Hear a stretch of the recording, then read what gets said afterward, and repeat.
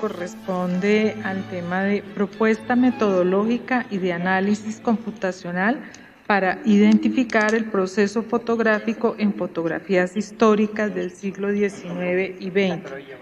Están en esta propuesta los licenciados Gustavo Lozano San Juan y Rodrigo Colín Rivera.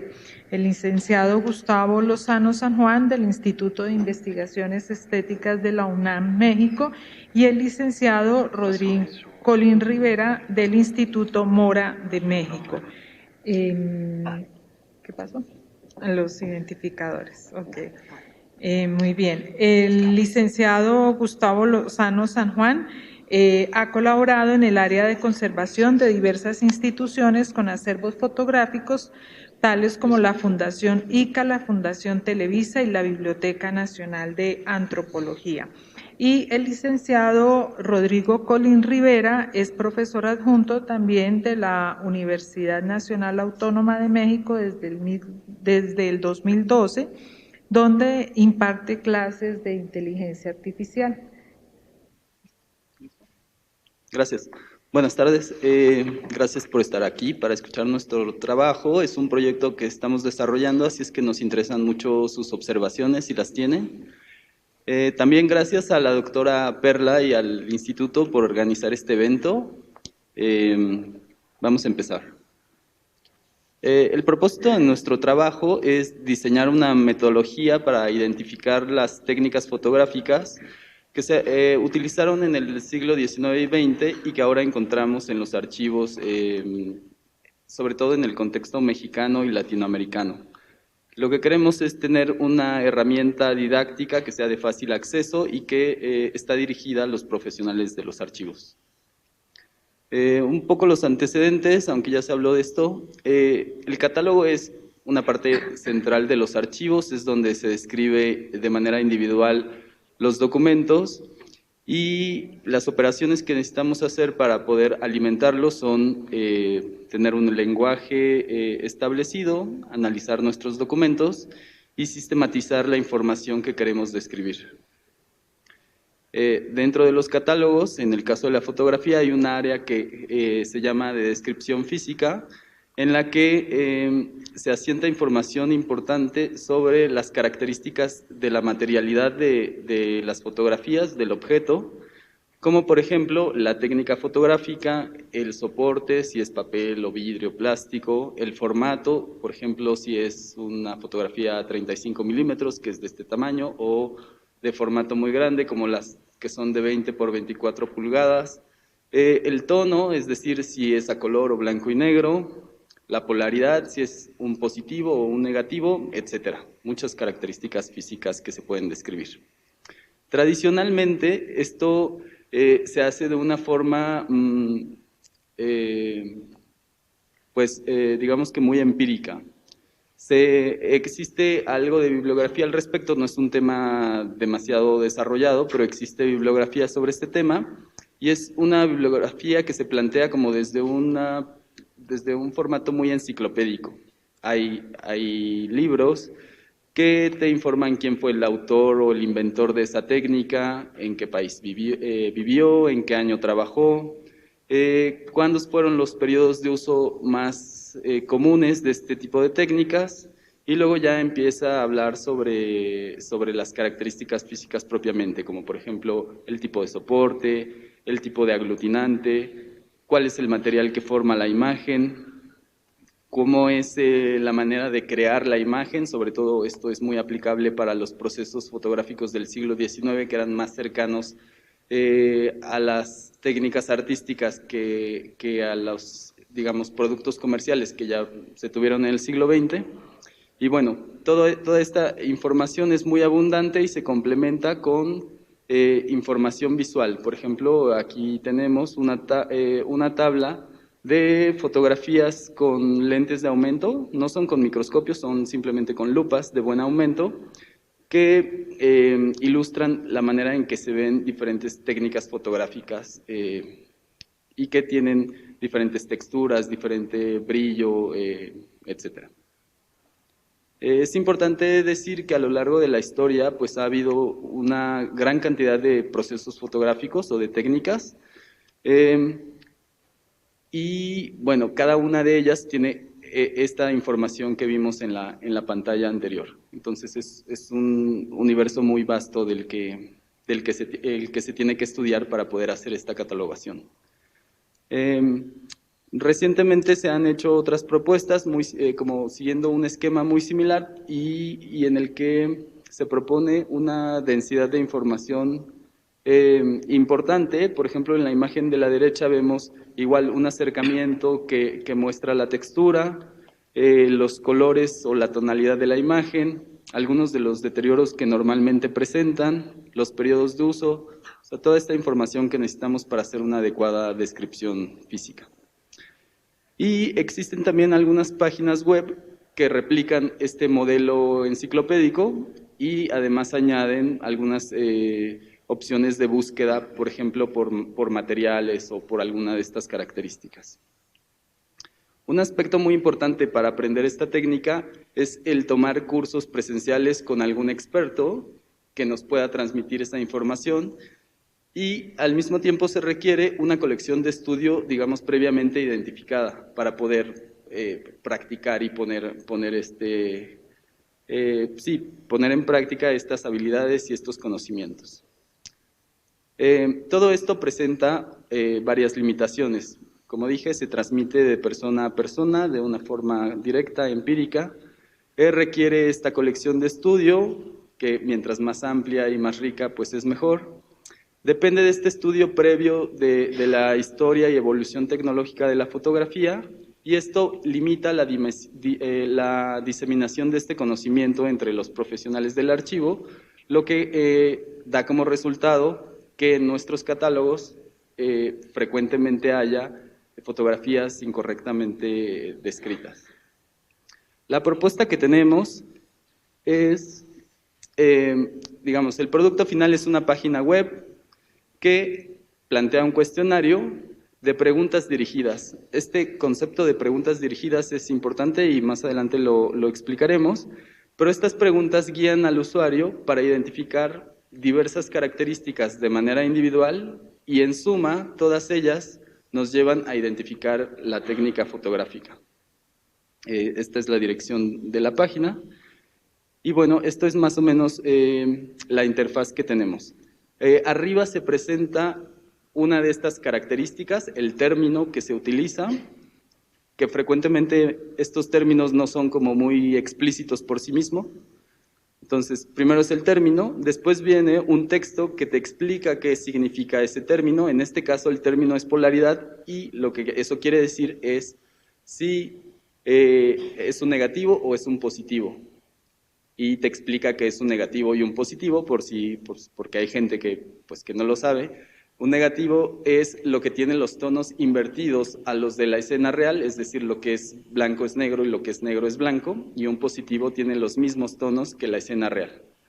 Y después te presenta una serie de galerías con imágenes de diferentes tipos de negativos, diferentes tipos de positivos. Y ahí tú haces una selección. Digamos que esto es para que tú identifiques la fotografía que tienes en tus manos. La observas, la comparas con estas galerías y vas haciendo una selección. Por ejemplo, en este caso lo que se pretende es identificar una fotografía que es positiva. Entonces se elige esa opción y te manda a otra pantalla con otra pregunta, que en este caso, es la iluminación, que es otro concepto técnico muy específico, que quiere decir desde dónde se proyecta la luz para poder ver esa fotografía. Y hay dos opciones, nuevamente se explica el concepto y se muestran ejemplos, el usuario escoge uno de ellos dos y continúa. El soporte es un concepto muy sencillo, es como sobre qué tipo de material se encuentra plasmado la imagen. En este caso se seleccionaría papel y pasa a la siguiente, que pregunta si hay colores o no, o si es monocromática la imagen. Se selecciona, en este ejemplo, monocromático, y presenta tres opciones, en el que la opción que queremos identificar es la de la derecha, en el que la imagen es de color azul. Y finalmente te presenta el resultado, que es el proceso fotográfico o la técnica que se conoce como cianotipo, que es la única que tiene color azul, y toda la suma de esas otras características que fuimos identificando progresivamente. Y aquí es importante destacar que esto es el resultado final y no el principio, como en el método tradicional se acostumbra. Toda esta información sale de la bibliografía especializada en el tema, sobre todo de las normas, la norma mexicana de catalogación de fotografía, las normas catalográficas del Sistema Nacional de Fototecas de México, del Tesauro de Arte y Arquitectura de Getty y de varias otras fuentes. Esa información nos sirvió para alimentar este diseño conceptual y para definir los términos que se utilizarían en estas preguntas. Bueno, algo importante es, digamos, lo que hay detrás de ese cuestionario. Dependiendo de lo que vayas contestando, hay diferentes itinerarios que te llevan por rutas distintas a un resultado diferente. Normalmente nosotros visualizamos la información en forma tabular, como se presenta en este ejemplo. Perdón. Y este ejemplo nos sirve como para ilustrar el concepto de árboles del que va a hablar Rodrigo más adelante, de árboles de decisiones. Esta tabla se puede ilustrar de manera gráfica con los esquemas que están a la derecha. Por ejemplo, tenemos la característica soporte, que tiene 4 opciones. Hay soportes de metal, de vidrio, de plástico y de papel. Digamos que el universo de fotografías se puede dividir en esas 4 categorías y elegimos una y excluimos las otras 3. Y así para cada una de las características físicas. Aquí está la polaridad. En la polaridad solo hay 2 opciones, o es un negativo o es un positivo, y eso nos lleva, digamos que a una clasificación. Y la tercera que tenemos aquí es iluminación, que hay 2 opciones también, que es transmisión y reflexión. Todos estos son nodos individuales que describen las características de las fotografías, pero que podemos unir para armar un árbol más complejo que nos permita identificar cualquier tipo de fotografía. Y aquí algo importante es cómo comparar estos árboles y cuál es mejor. Desde mi perspectiva, que yo frecuentemente doy estas clases de identificación de técnicas fotográficas, algo que me interesa mucho es que sea una herramienta para aprender. Si tú la usas varias veces, después de un tiempo tal vez ya no la necesites porque vas adquiriendo esos conocimientos. Entonces, un criterio importante para mí es que sea fácil de comprender. Otro importante es que las preguntas más complejas no estén al inicio, porque entonces va a ser muy difícil continuar, sino que se empiece con preguntas sencillas, con características fácilmente reconocibles como lo del soporte, y que las más complejas vengan después. También, desde mi perspectiva, no me interesa que sea realmente rápido este proceso, ¿no? Sino que vaya quedando claro. Y también es importante que no sea una caja negra, es decir, que sepamos lo que está pasando adentro. Esta me la voy a saltar. Y ahora viene la parte computacional de la que va a hablar Rodrigo. A ver si me escucho bien ahí. Un poquito para acá. Ok. También para contextualizar un poco esto del trabajo, la verdad es que lo que hizo Gustavo está fantástico y yo me integré un poco más adelante, avanzado como este trabajo que les está presentando Gustavo, y yo le comentaba, oye, esto está fabuloso, pero igual y este árbol que se modeló, pues a lo mejor se puede mejorar. Entonces le dije, ¿por qué no utilizamos alguna técnica de inteligencia artificial para ver qué se puede mejorar de esto de los árboles de decisión? Y entonces ahí fue como empecé a involucrarme muchísimo en esta parte.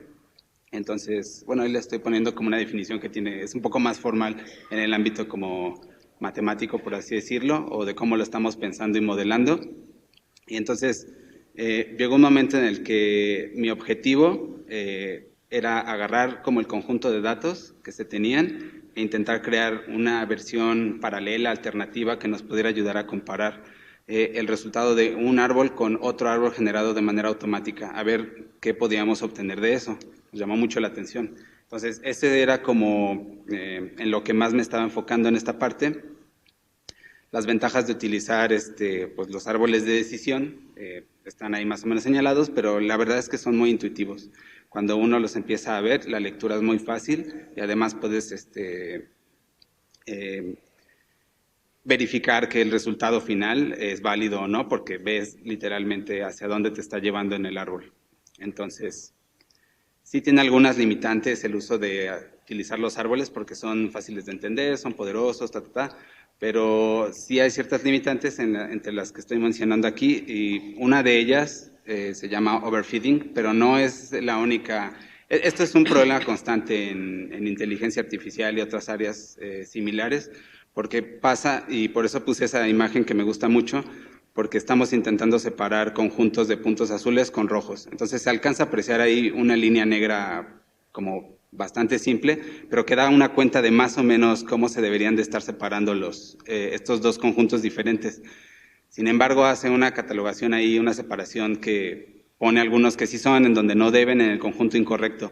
Si quisiéramos ser muy, muy específicos, esa línea verde que se alcanza a apreciar ahí está dividiendo de manera muy precisa, ¿no?, los conjuntos. Entonces, a veces quisiéramos como tener esa precisión exacta, pero tendríamos el problema de que, pues, ¿qué tal si queremos agregar algo en donde esperamos que sea más general la forma en la que estamos catalogando nuestra información? Entonces, es buscar un balance entre esas dos líneas que están ahí, si es muy general o si es demasiado específica y dependiente de los datos.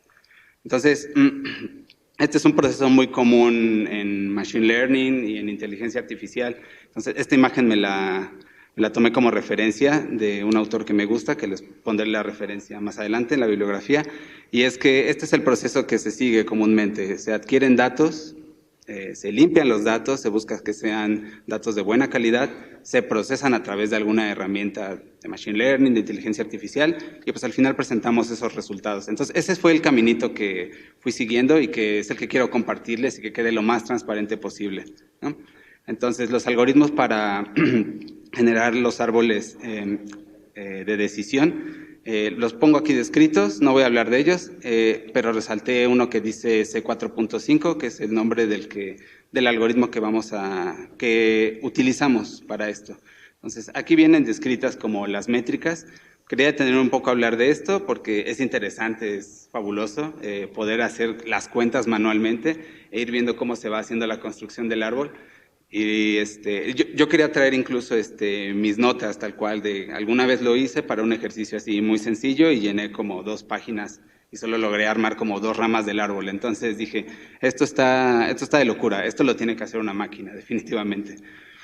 Entonces, en este caminito de hacer la construcción automatizada, lo primero que nos llegan son los datos. Entonces, pues yo la verdad es que me siento muy afortunado porque pude trabajar con datos reales que existen en una fototeca. Entonces, esto es lo que te llega más o menos en crudo, por así decirlo. Lo que tiene que pasar de aquí es que hay que limpiar estos datos. Entonces, se tienen que llegar a hacer algunas omisiones de información que consideras que no te va a proporcionar ningún tipo de ayuda en el momento de la construcción. Se tienen que hacer adecuaciones, se tienen que limpiar las cosas. Comúnmente esto sí requiere intervención humana y encontramos que de repente hay que homologar los términos porque a veces se usan mayúsculas, a veces minúsculas, la cuestión de, no sé, preposiciones, el género, los acentos, hay que homogeneizar todo, ¿no? Entonces, aquí lo que le estoy poniendo es una captura de pantalla de cómo pasamos de un tipo de información o de datos a otra ya más limpio, que te lo deja, que ya lo tienes listo para empezar a procesar. Esto también consume tiempo y la verdad es que, aunque es un paso importante, no siempre es tan fácil tener como, por así decirlo, la mano de obra en el tiempo para poder hacerlo con este grado de finura para utilizarse.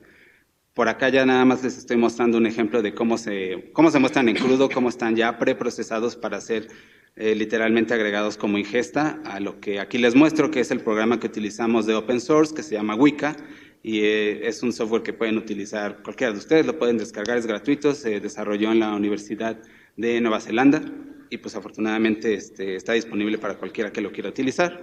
Entonces, yo le empiezo a ingestar los datos, ahí se alcanzan a apreciar unas gráficas de cuáles son esos colores que se ven ahí mostrados, los voy a poner acá también. Nada más es un poco de análisis y de graficación de cómo vienen los datos. Entonces, si alcanzamos a apreciar, cada una de las barritas viene de un color diferente, que está representando los procesos fotográficos, que es de lo que les estaba mencionando el colega Gustavo. Entonces, aquí se alcanza a apreciar un poco de la magnitud, ¿no?, de cómo vienen los datos. Y por eso vienen en diferentes colores para identificarlos precisamente, aunque estemos hablando de, por ejemplo, del tipo de soporte, que viene más o menos ahí al centro de la imagen, podemos diferenciar más o menos qué tipo de proceso representa cada uno.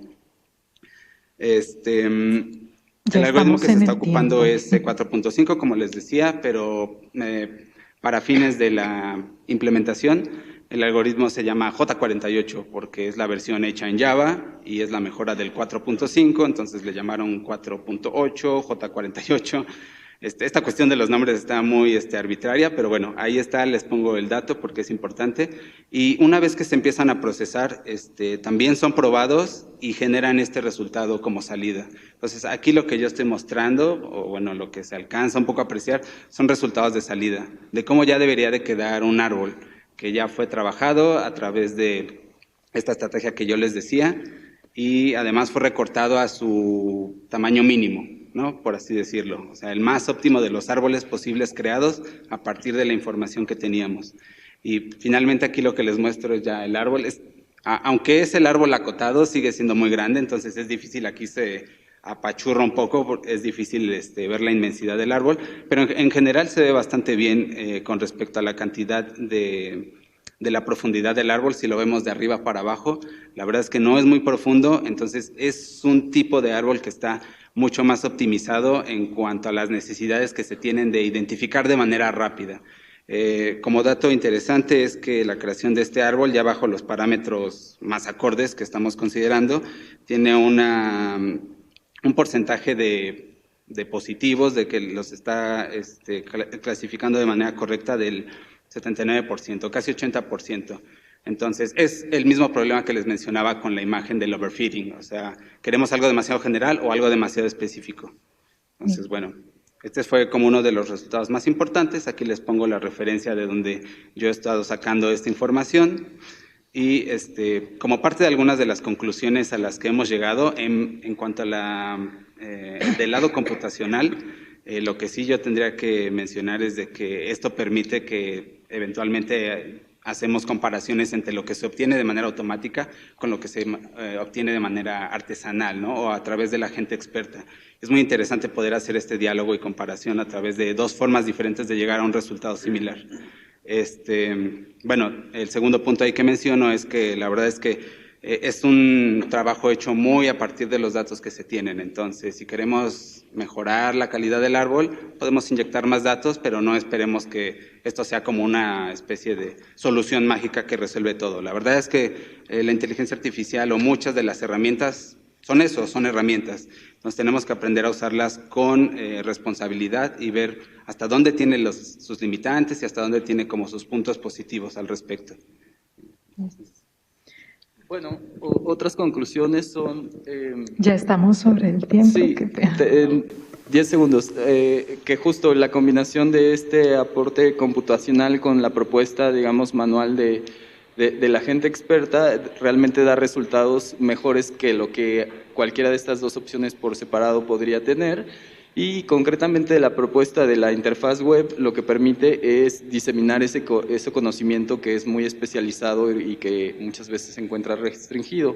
Y por último, en esta interfaz también tienes resultados que te permiten identificar tu fotografía desde el primer momento, o sea, no es necesario pues como este periodo de conocimiento previo.